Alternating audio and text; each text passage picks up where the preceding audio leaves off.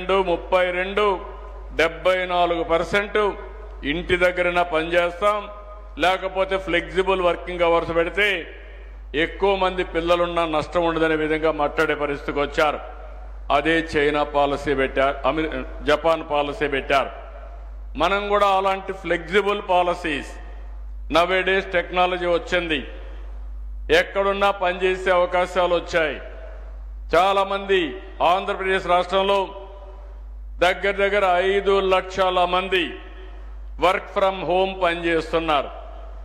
ఇంకో పక్కన మీరు చూస్తే ఫ్లెక్సిబుల్ వర్కింగ్ అలవాటు పడ్డారు. బ్లూ కాలర్డ్ కానీ వైట్ కాలర్డ్ కానీ ఇవన్నీ కూడా వాళ్ళ కన్వీనియంట్ టైంలో పనిచేయడం, ఇంటి దగ్గరనే పనిచేసి నాలెడ్జ్ ఎకానమీలో ముందుకు పోయే పరిస్థితికి వచ్చారు. ఇంకో పక్క what kind of government support would encourage people to have more children అంటే ఇందులో కూడా providing financial support and incentives 273, providing financial support మళ్ళా డూప్లికేషన్ వచ్చింది, అవైలబిలిటీ ఆఫ్ క్వాలిటీ ఎడ్యుకేషన్ 228, రెండు ఒకటే డూప్లికేషన్. ఇప్పుడే ఇమ్మన్నాను ఇచ్చారు, దానివల్ల ఇవన్నీ వచ్చాయి. నేనేమంటున్నానంటే ఇప్పుడు బ్రాడ్గా మీరు ఒకసారి ఈ డేటా చూశారు. మనం ఆలోచించేటికన్నిటికీ ఇక్కడుండే 1000 మంది సమాధానాలు ఇచ్చే పరిస్థితి వచ్చారు. It is more accurate. ఇది ప్రజాభిప్రాయం అని చెప్పి కూడా నేను మీకు తెలియజేస్తున్నా. ఈ ప్రజాభిప్రాయాన్ని ఒక పాలసీ, డ్రాఫ్ట్ పాలసీగా తీసుకొని దాన్ని మనమందరం ప్రజలకు ప్రవేశపెట్టి వాళ్ళు ఇచ్చే ఒపీనియన్స్ కూడా తీసుకొని రాబోయే రోజుల్లో ఫస్ట్ టైం మీ అందరికీ నేను విజ్ఞప్తి చేస్తున్నా, ఈరోజు ఒక మంచి పాలసీని మనం తీసుకొస్తాం. కంట్రీలో first time one of the best policy తీసుకొచ్చే బాధ్యత ప్రభుత్వ అధినేతగా, ముఖ్యమంత్రిగా నేను తీసుకుంటా. దీన్ని జయప్రదం చేసే బాధ్యత మీరందరూ తీసుకోవాల్సిందిగా మిమ్మల్ని అందరినీ కోరుతున్నా. ఎందుకంటున్నారంటే ఈరోజు మితిమీరిన నియంత్రణ వల్ల చాలా నష్టపోయాం. నేను ఇప్పటికే కొన్ని పాలసీలు మార్చాను.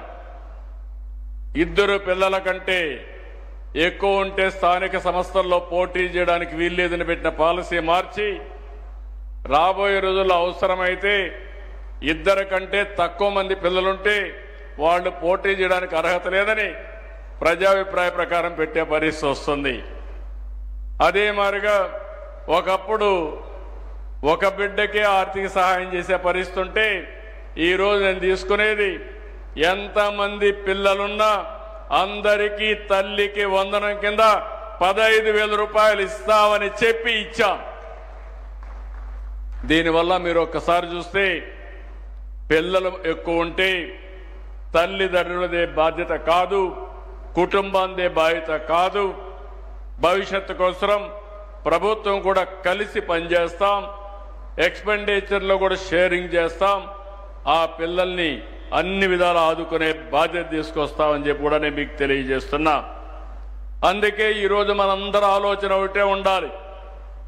మనం 1.7 ఫెర్టిలిటీ రేట్, 1.7 ఎట్లా రీచ్ కావాలి? 2.1, 2.1కి ఏ విధంగా రీచ్ అవుతాం? అయితే మనం గమ్మునుంటే 1.71 అయిపోతుంది. ఆ తర్వాత ఇది 0.5 అయినా ఆశ్చర్యం లేదు. ఇప్పుడు చైనా 1 పడిపోయారు. చైనా మీరు గుర్తుపెట్టుకోవాలి, రాబోయే రోజుల్లో చైనా 100 కోట్ల జనాభా కంటే తగ్గిపోతుంది. భారత్ జనాభా ఇదే మాదిరిగా మీరు చూస్తే రాబోయే 15-20 సంవత్సరాలు మా ఎకానమిస్టులు, ఎక్స్పర్ట్స్ అందరూ వర్కౌట్ చేయాలి. ఇండియా 160-170 కోట్ల వరకు పోయే పరిస్థితి వస్తుంది. అక్కడి నుంచి మనం కూడా డిమినిష్ అవుతాం. అది తగ్గితే మళ్ళీ మనం చైనా మాదిరిగా ఒక 15-20 సంవత్సరాల్లో జనాభా తగ్గిపోయే పరిస్థితి వస్తుంది. అందుకనే మనందరం కూడా గుర్తుపెట్టుకోవాల్సింది ఈరోజు ఎక్కడికక్కడ మన విధానాల్లో మార్పు తీసుకురావాలి. నేను ఒకప్పుడు ఒక పిలిపిచ్చాను. ఎయిడ్స్ పైన ఎవ్వరూ మాట్లాడేవాళ్ళు కాదు.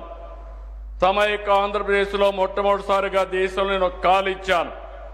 Break silence, talk about AIDS అని మాట్లాడి ఆ సైలెన్స్ ని బ్రేక్ చేసి పెద్ద ఎత్తున ఉద్యమాలు చైతన్యాన్ని తీసుకొచ్చాం.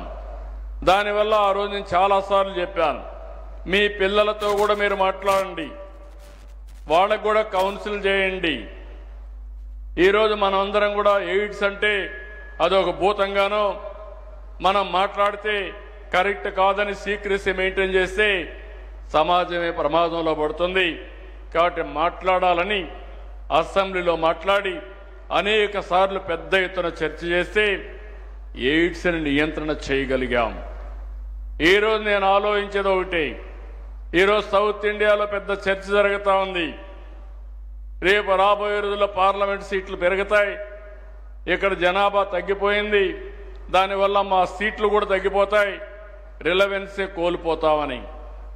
కానీ ఇక్కడ ఒక విషయం మనం గుర్తుపెట్టుకోవాలి, ఎక్కడైతే మనుషులు తక్కువ ఉంటారో, ఎక్కడైతే సమర్థవంతంగా పనిచేయలేకపోయినప్పుడు అవసరాల కొద్ది వేరే ప్రాంతాల నుంచి మైగ్రేషన్ వస్తారు. ఈరోజు హైదరాబాద్ ఉంది, అభివృద్ధి జరిగింది, మెరుగైన జీవన ప్రమాణాలు ఉన్నాయి, ఆదాయం బాగుంటుంది. దేశంలో ఉండే వాళ్ళందరూ హైదరాబాద్కి మైగ్రేట్ అవుతున్నారు. ఒకప్పుడు అమెరికా ఉంది, అవకాశాలు మెండుగా ఉన్నాయి, అందుకే ఇండియా నుంచి అమెరికాకి ఎక్కువ వెళ్ళారు. ఎవరైతే నాలెడ్జ్ ఉందో ఆ నాలెడ్జ్ వర్కర్స్ అంతా అమెరికాకు పోయే పరిస్థితి వచ్చింది. ఇది సహజం. ఇంకో పక్కన మన దేశంలో జనాభానే తగ్గిపోతే ఇటీవల నేను చూశాను.